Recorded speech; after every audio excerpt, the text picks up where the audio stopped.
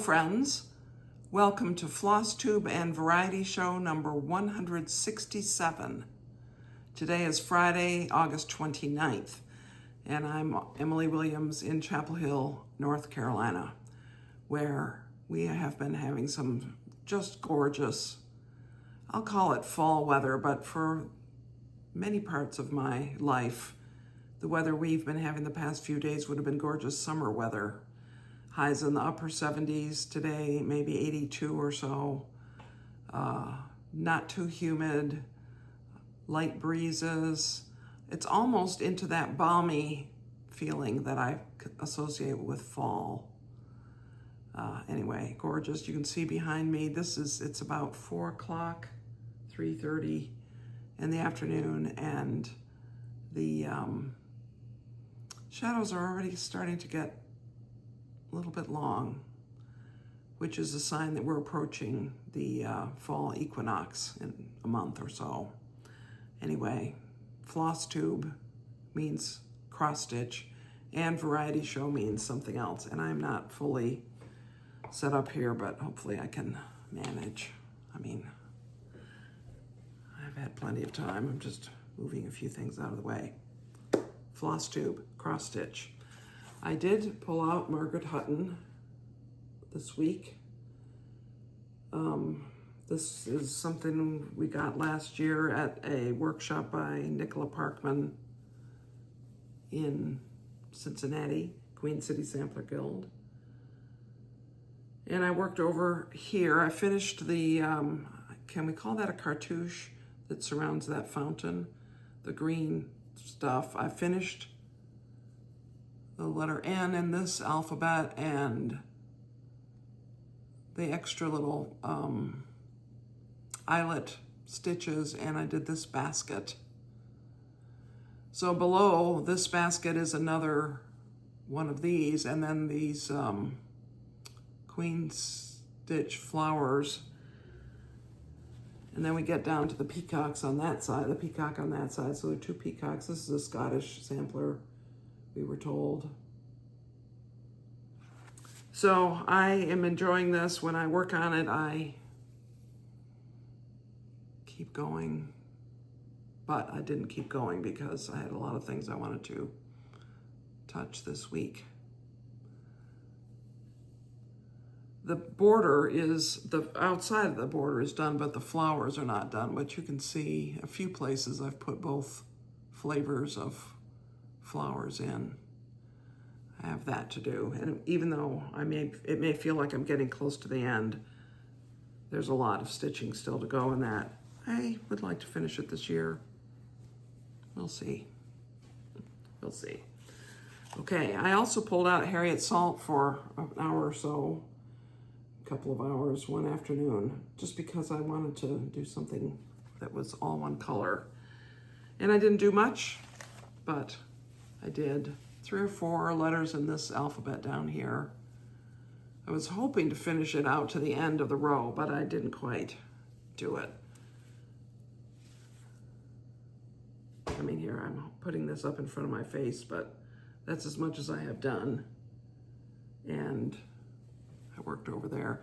All of these alphabets that I've stitched so far or started are really very nice alphabets. Harriet Salt is also by Hands Across the Sea. This is 37 count, 35 count, something, one of those. Russian tea cake. And it's a very nice feeling linen. I mean, it could be a tunic top or something. So I did work on Under the Roof of Blue Ionian Weather, but I only got 450 or so stitches done in it. I think that having realized that I'm so close to the end and I could finish it, I can finish it, I'll say easily. 4,000 stitches is not, 4,400 stitches is what I have left. And that's not nothing, but compared to other work, it is pretty much nothing.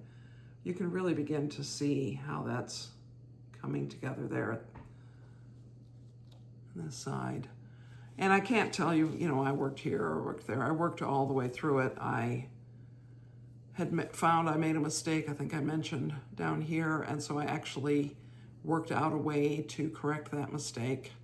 And I would love to take all this gridding out, but I can't do it because it makes me less likely to make mistakes. But it'll come.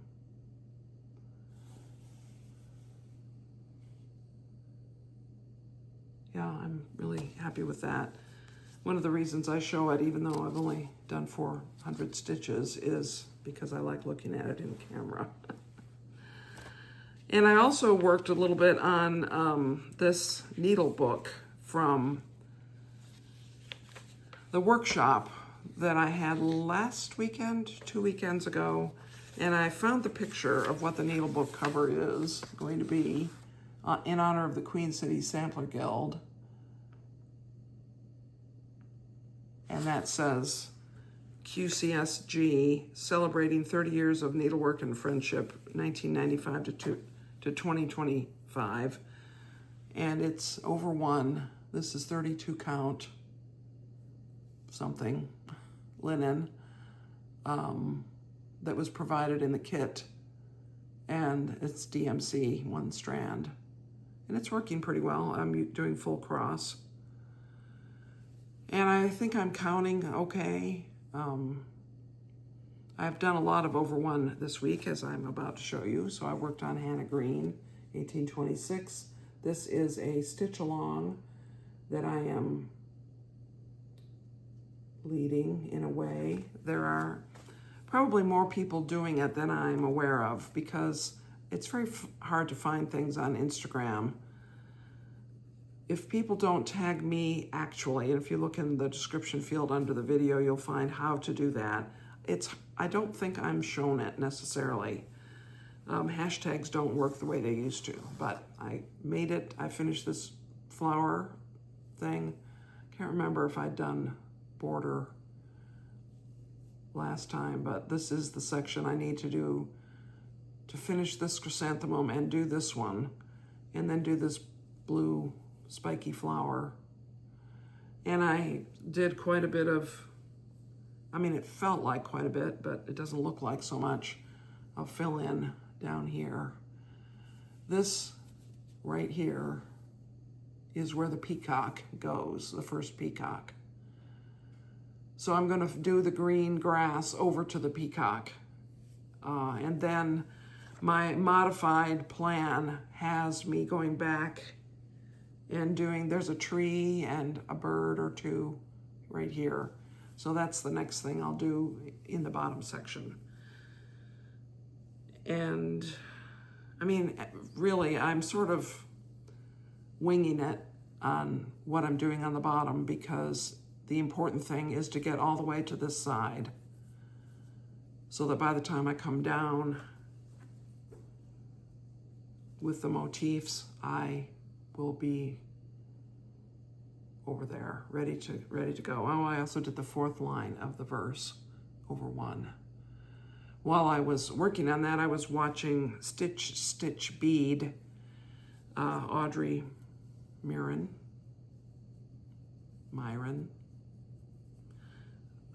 You know, she says her name very specifically on every video.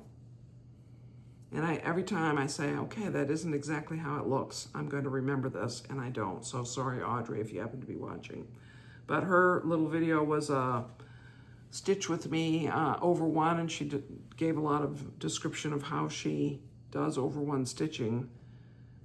And I do it similar to what she does. Certainly, the focus on not letting your threads slip under the linen threads is a major question and something I find it essential to pay attention to. And for the most part, I didn't have to redo any needle passes in order to make that work. And I also pulled out Little Bertram, which is this really fun little sampler.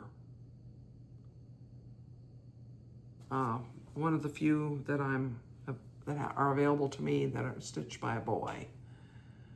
So I had done the full top row of motifs and the border that you see. I didn't do any more border this time. And I had done the harp, I think. So I did a lot of the little doodad things that you see and this handbag and the crown. And I started the heart this time. I felt like I was making great progress. It felt to me like I could just finish this in another afternoon. Well, I don't think so, but so what is left to go is we have a watering can and another harp, and then basically another line of motifs, and then what's there at the bottom, which it's fun. It's cute. It'll be fun to finish it and maybe frame it. It's small enough I can frame it myself. This is 100.3 silks on 46 count linen. And that is the stitching I did. And it felt, I had basically one day that wasn't hardly any stitching at all. I had things going on most of the day. And actually another day I had quite a few things going on, but I got a lot of stitching, I felt. So I don't know if that's a typical week, probably is. I touched a lot of things. I enjoyed what I was working on. That's the important thing, isn't it? I registered for the workshop or the retreat next fall in September called Imagination and Emotion, The Needle Speaks, which will be at Hobby House Needleworks by Nicola Parkman and Ray Niles and Kathleen, famous Kathleen. But her name has completely left me right now. It'll come back. Littleton, there you see, I knew it. It was, I had to be there at the right exact moment. And I've seen posts on Facebook of people who didn't get in, which makes me more relieved that I did get in on the first try. So I now know I can plan for it. And I was invited to the hidden Facebook group for it. And there's a nice little sampler. I shouldn't say little, it's not that little. I would say medium-sized sampler in there already for us to work on if we want to. So I saved it. I haven't printed it or even studied it much, but it'll be fun. And once I start working on it, which won't be till January, I'm imagining, I will of course show you. So that is the other cross-stitch news that I can think of. I'm working on another ornament. I heard, by the way, if you looked at comments on last week's video, you'll see that there are still openings in the St. Mark's ornament stitching, Christmas stitching event, November 8th in Leroy. I do urge you, if you're in the area, or if you can get to the area, I think you'll find it a very enjoyable experience to be up there with Leslie DeLuz and at St. Mark's Church and in the beautiful little town of Leroy. I do think so. Why is my voice all gravelly? I have no idea. So, variety show. Let me pick this up. It's kind of heavy, dense. So I realize it's been a while since I've talked to you about any kind of recipes. Part of that is because I don't do much of the cooking, my husband does. But it's also because, recipes. Which of us does much cooking? But I've been, so we got a new grill. We've been doing pizza on the grill, which has turned out pretty well. So it was funny. This is where this story starts.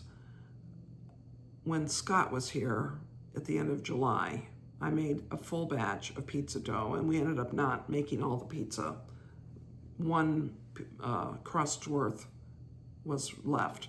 So I just put it in a glass bowl in the refrigerator with a plastic wrap. And then I sort of forgot about it.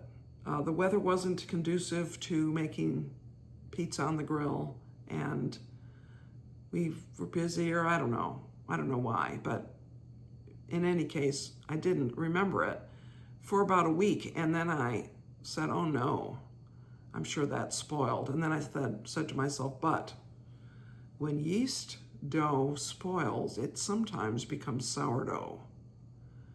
So I sort of poked around at that at what was in the bowl, and said, yes, this has that tangy smell to it, and it's not dead. You know, it had some life. The yeast in it had some life. And so I decided I would feed it with a little flour and water and see if it kept working, if it seemed to be sourdough, if it seemed to be alive. And it definitely did. It was bubbly a little bit, and you know, it had a good smell to it, a good tangy sourdough smell to it. So I fed it another time. And if you've ever done sourdough, sourdough has been inflicted on you, as in a friend says, I have this sourdough, I've been feeding it and I have to keep dividing it and I can't use it all. Would you please take some for me? And so you get this glass jar with sourdough and instructions to feed it. Then you know that it can feel like this exercise in futility or wastefulness, sort of, because the instructions back in my childhood when my mother had sourdough, the instructions were, you take your sourdough, you keep it in the refrigerator. Every 3 or 4 days, you take it out of the refrigerator and you divide it into 2 containers, and to each container you add half a cup of water and half a cup of flour. And then you have 2 containers. And then 3 or 4 days later, you take each of those and divide them. And when you're about to use it, you take, you know, a cup of sourdough and you throw away half of it and you put the rest in the recipe. I mean, it's like, she and I could not fathom exactly why some of these steps existed. And it made us wonder if it was sort of like, you know, you've heard that story about, I cook my Easter ham the way my mother did. I take the ham and I cut the end off and I put it in the pan and I roast it for an hour and a half at 350 degrees. Well, why do you cut the end off? Well, because my mother always cut it off. Oh, well, let me ask your mother. So your mother comes over, the friend says, why do you cut the end off your ham? Oh, well, I do that because my mother always did it. So you go, and thankfully your grandmother's alive. This friend has the chance to talk to your grandmother. Why do you cut the end off the ham? Well, because it didn't fit in my roasting pan. And so in the mists of time, there is a legitimate reason why somebody would throw away half of their sourdough, but in the current moment, nobody remembers what that reason is. So I have not been throwing anything away. I haven't been dividing it. I have been adding a little water and a little flour to it every few days. And it hasn't been out of hand in terms of how much I have, because I'm not adding a cup or a half a cup of flour and water. I'm adding a little, enough to feed it, enough to keep it going. So Cindy is coming over Sunday for pizza, and she laughs because what I've been using the sourdough for is pizza crust, which is what it started out as. So I'm gonna make pizza crust out of the sourdough. I'll stick a little picture of what it looks like right now. My sourdough, I keep it in a glass bowl with plastic wrap in the refrigerator. And let's see, this is Friday.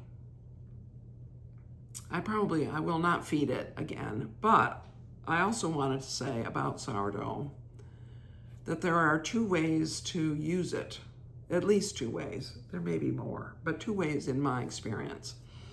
One is to use it as the leavening for bread. That is, you don't add yeast. You just mix more flour and water and sugar, maybe salt, into the sourdough starter, and it grows enough to leaven your loaf of bread. Well, I have never tried that.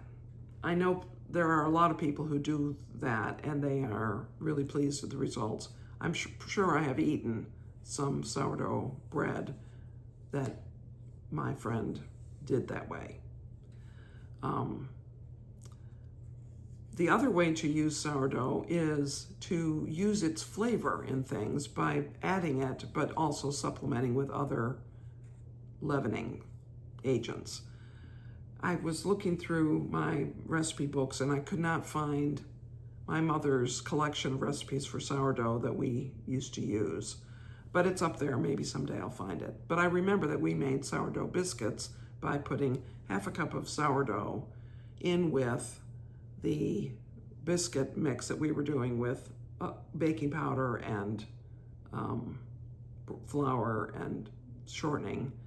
And so the sourdough was possibly adding a little bit of texture, maybe a little bit of lift from the yeast, but mostly it was adding a tangy flavor to the biscuits. They were delicious biscuits. Sourdough pancakes similarly.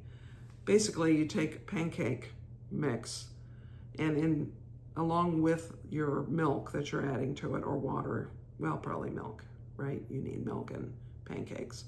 You also add sourdough, and so the sourdough is moist.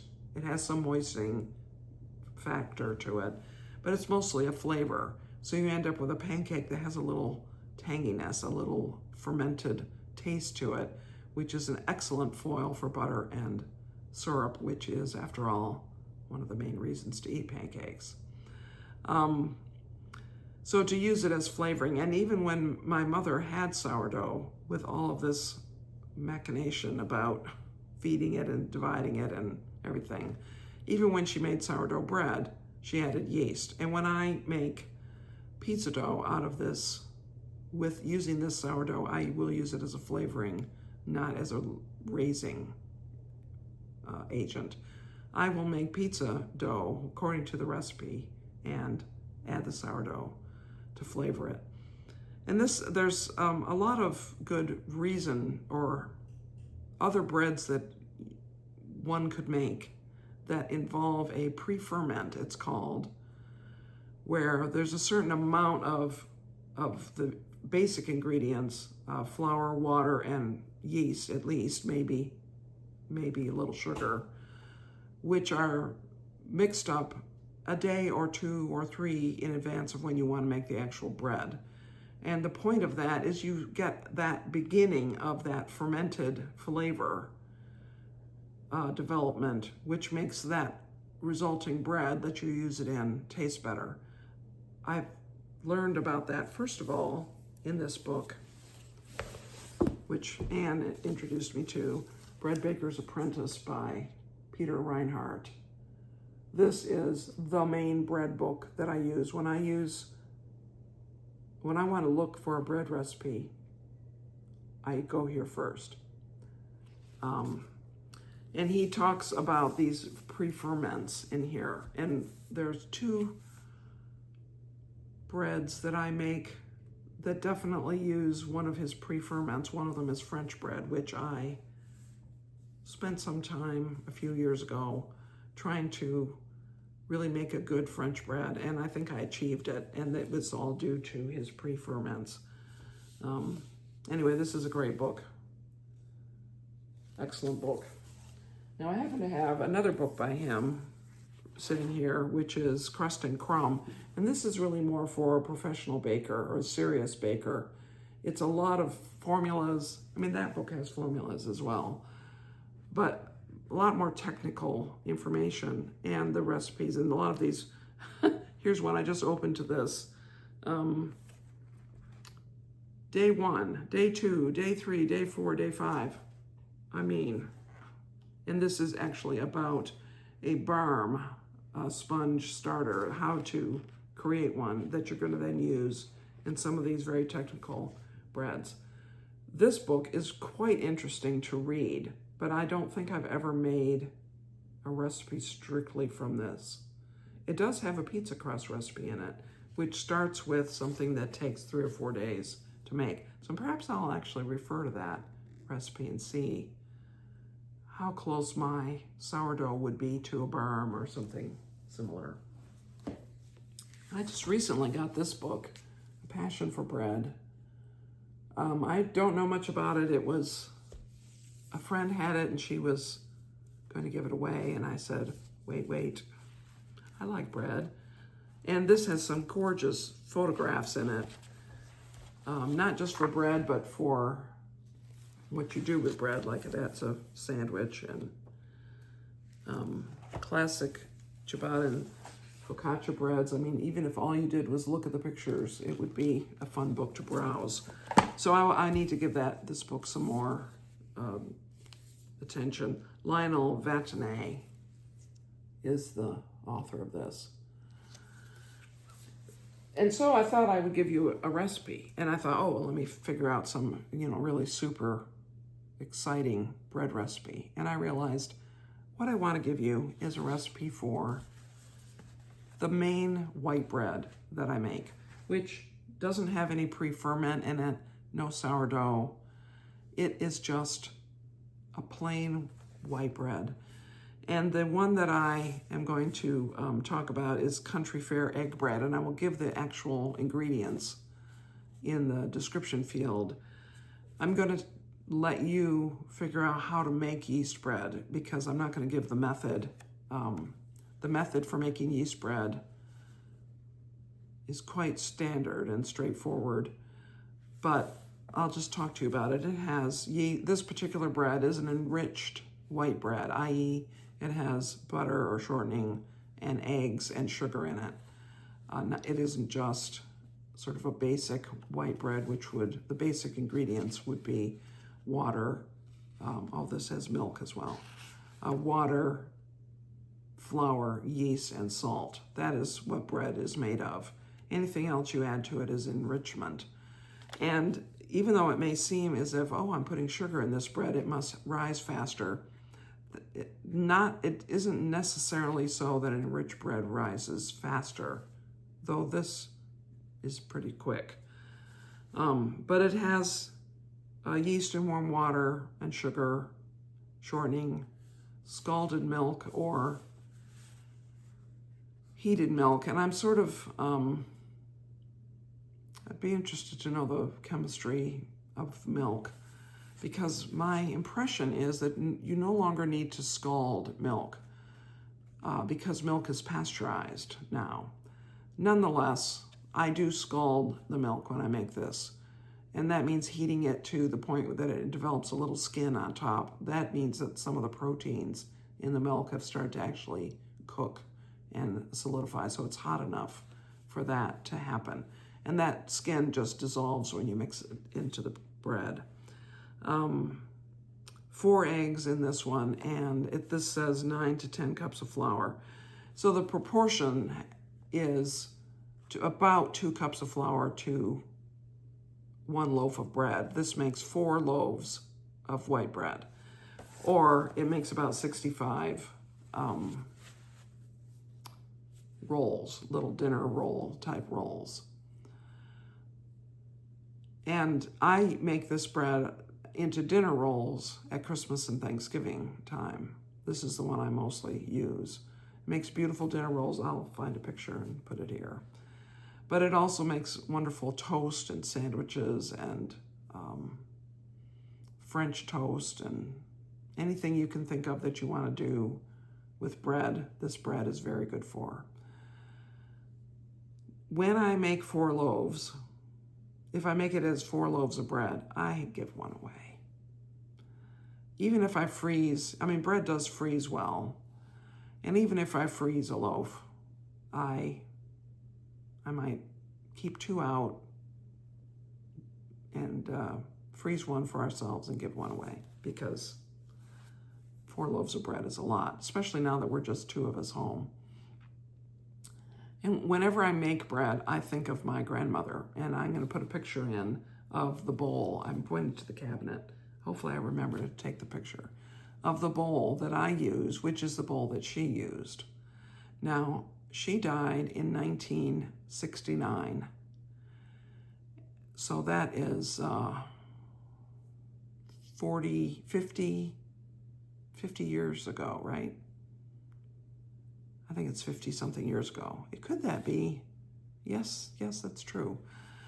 And this bowl was old before then, but when she died, my mother kept this bowl for bread baking. And when my mother died, I got this bowl. So I'm going to guess that this bowl is possibly 80. It could be 80 years old. It could easily be 80 years old.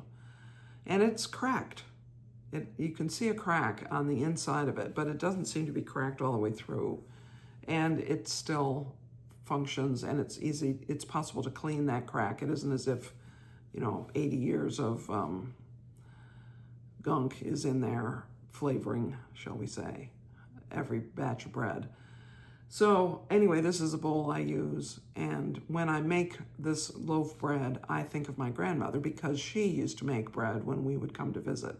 So as a child, we would drive across the southern part of Ontario, leaving the United States on the Peace Bridge, I think it's called, that joins Detroit to Windsor, going across Ontario, crossing at Niagara Falls area, and then coming to Leroy, New York, which is where my grandmother lived. And that's where my mother grew up. And my grandmother would make white bread. And I don't think she used this recipe, but I think what she used was an enriched bread. It wasn't just flour and water. And she made it in loaves, and we used it for toast and sandwiches and all the things that you would use bread for. And when it came out of the oven, so she did something that you shouldn't do. And I'll tell you what she did in a minute, but I'll tell you what you should do. When bread comes out of the oven, you should take it out of the pan, the bread pan, and put it on a rack, and it should cool pretty much down to room temperature, or certainly down to pretty cool, not hot out of the oven, before you slice it. And there are a few reasons for this. One is because it just slices nicer when it's a little cooler. But the reason it slices nicer is really the reason you need to wait, which is when the gluten in the flour gets over, I think it's 180 degrees, it becomes gelatinized. And it needs to cool down well below that temperature for it to become firm again. And it's just better. It's easier to slice, and it's better tasting if that gluten has firmed up again. Well, I think she didn't wait that long, partly because I, as her granddaughter, and my brother probably, and maybe my parents, would be watching the timer go down and watching her take the bread out of the oven, and it smelled so divine. I mean, you just can't, if you've never smelled fresh bread coming out of the oven, you've missed something. And of course, we would want some right away. So she would cut it when it was pretty hot, and she would put butter on it and brown sugar and give it to me. I'm sure we all ate it. So wonderful. And of course, I would want another slice. And she said, "Of course you can have another slice." She said this partly because she was my grandmother. "You can have another slice because it will never taste as good to you as it does right now." And so she cut another slice and more butter and brown sugar. Just a wonderful thing. Such a memory of homemade bread. So this country fair egg bread, I put the recipe down below. Here's a hint. You can make half a batch, just 2 loaves. I occasionally do that if I just think it's overwhelming and silly to make 4 loaves of bread for my husband and me. And you can make it yourself. It's not hard to make. I'll just give you a quick synopsis. You put the yeast in the warm water. and just let it sit to the side. You put the shortening and the sugar and the salt in your large mixing bowl that you inherited from your grandmother, and you pour onto that the scalded milk, the hot milk, and let that, and use a wire whisk to let the milk work on melting the shortening and dissolving the sugar and salt. And then you add in the cold water to cool that down a little bit, and it's all right if the shortening solidifies a little bit once it's too cool. And then you put in the eggs, 4 eggs. I add them all at once, and then I use the whisk to mix it. So you want it to be cool enough that your eggs are not going to cook at all when they hit that mixture. And then you add in the yeast. And as soon as you've added in the yeast, which is softened and dissolved over here to the side, you need to start adding flour. And then there's all kinds of formulas of the percentage of the bread that's supposed to be flour compared to the other ingredients. I know those exist. These cookbooks I just showed you talk about that. All 3 of them do, to a certain extent. And what I do is I add flour until it's the right consistency. And then I keep adding flour as I need it. Like this, on a counter. I just do it. And I love kneading bread. I used to hear that kneading bread gives a lovely texture and a wonderful tranquil spirit. And I think that the spirit is involved in the person who's doing the kneading. So I knead it. You can do this window pane test and all. I just knead it until it's done being kneaded, until it's taken up all the flour. It's not too sticky, but it's not overly stiff. You just keep kneading it until it's elastic and pliable and soft and yet firm. I mean, there's a way that you know when it's been kneaded enough. If you want to, you pull off a bit and you try to stretch it. And if you can stretch it out so that it's so thin that you can see light through it, then it's probably kneaded enough. Put it in a greased bowl, put oil in the bowl, roll the ball of dough around in the oil to coat the dough with oil, and then put plastic wrap and a clean towel over it and let it sit until it's doubled in bulk. And if you're making bread loaves, then at that point when it's doubled, you punch it down and let it rise again until it's doubled. The first time might take 2 hours maybe, and the second time might take an hour and a half. And then shape it into loaves. Put them in your greased loaf pans. Be sure your loaf pans are greased or you will never get the bread out of them. Let them rise. Bake them in, I put the temperature, I think it's a 350 oven, for about 50 minutes, 45 minutes, until they're done. And how do you know if they're done? Well, the best way really is to use a thermometer, a probe thermometer, and the inside of the bread should be around 205 degrees. And if it reaches 205 degrees, then you take the loaves out. You immediately take the bread out of the pan. You have to be careful because everything's hot. And let the bread stand upright on a rack to cool. And wait, don't be my grandmother. Wait until the bread is cool, slice it, and put butter on it, and eat it. Enjoy it. Bread is the staff of life. Jesus said, I am the bread of life. Bread is something to be enjoyed. I know it has gluten, it has carbs, all these things. So maybe don't overeat it.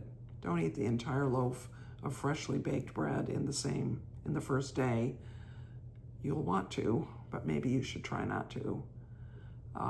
But do enjoy it. It is one of the great pleasures of life. And if you're gluten intolerant, I don't have an answer for you because I only know how to make bread, yeast bread that has gluten in it. So perhaps you can find another way to manage.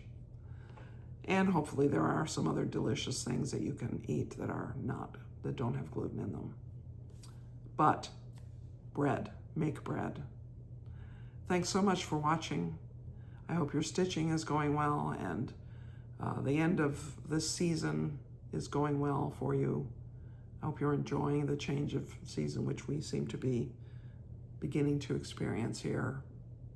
Many blessings to you, friends.